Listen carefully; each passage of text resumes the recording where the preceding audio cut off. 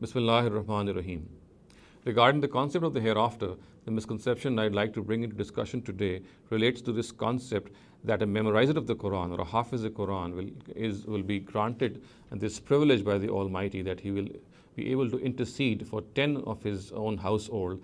And of course, the narrative says that these 10 household would be people for whom hell has become incumbent and it has become mandatory upon them because of their misdeeds that they should be consigned to hell. For such people, a memorizer of the Qur'an, according to a certain narrative, he will be able to intercede and win for them paradise. Now, this narrative has been quoted in various hadith books, for example, in the Musnad of Imam Ahmad, similarly in Tirmidhi, Ibn Majah, and Darimi. And a typical text of this narrative reads, the narrative itself is reported by Ali ibn Abi Talib, radiyallahu anhu, and he says that, قال رسول الله صلى الله عليه وسلم من قرأ القرآن واستظهره فأحل حلاله وحرم حرامه أدخله الله به الجنة وشفعه في عشرة من أهل بيته. And the words which later on follow are وجبت له النار.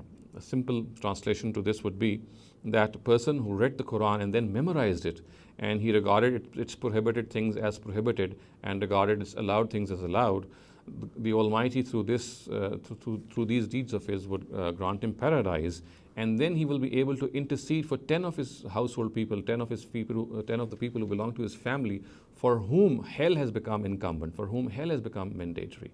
Now, Tirmidhi himself has, for example, qualified this narrative and said it is Hasanun Gharib, and he goes on to say that this narrative has a suspect personality, a suspect narrator in it, and his name is Hafs ibn Sulaiman, and he comments on him by saying, Laysa huwa bil qawi yuza'afu fil hadith, and he's not at all a worthy transmitter, and he has been regarded as weak in matters of hadith. This is what his own comments are. So therefore, this narrative is not soundly ascribed to the Prophet Muhammad sallallahu alaihi wasallam.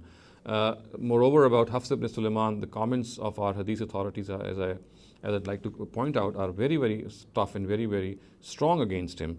Thus, for example, in the opinion of Abdurrahman ibn Abi Hatim, Abdurrahman ibn Yusuf ibn Khirash, and Imam Muslim, he is matrukul hadith. He's been abandoned in matters of hadith. Ali ibn Madini and Abu Zurra regard him to be za'iful hadith, which means he's weak in matters of hadith.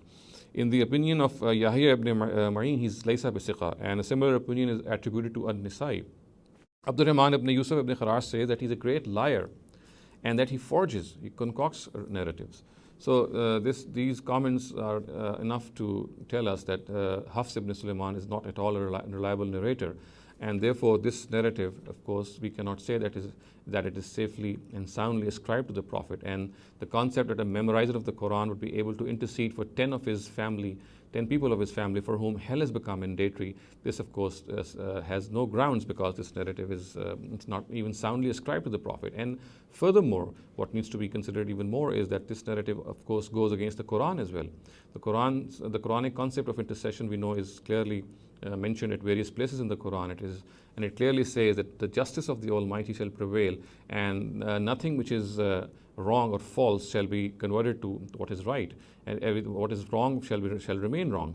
We know in Surah Naba the words are waqala sawaba. Whatever a person who intercedes for some other person will say, it shall be based on the truth. It cannot convert some falsehood, that thing cannot convert a falsehood into some truth. And so therefore this narrative is also against the Quran, and we can hence safely say at the end that this concept that 10 people can be interceded for by a memorizer of the Quran, and those 10 people for whom hell has become mandatory, this is an absolutely alien concept. The narrative which describes this whole notion is not soundly ascribed to the Prophet, and the content also is against the Quran. أقول قولي هذا واستغفر الله لي ولكم ولسائر المسلمين والمسلمات.